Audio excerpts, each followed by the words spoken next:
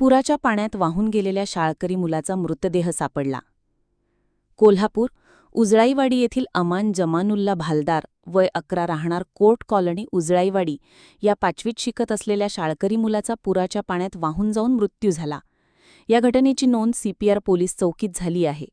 अमान भालदार हा 5वीच्या वर्गात शिकत होता. गुरुवार दिनांक 12 जून 2025 रोजी सायंकाळी 6च्या सुमारास मणेरमळा येथील ओढ्यातून सायकलवरून जात असताना ओढ्यातील पाण्याचा प्रवाह वाढल्याने पुराच्या पाण्यात सायकलसह वाहून गेला होता.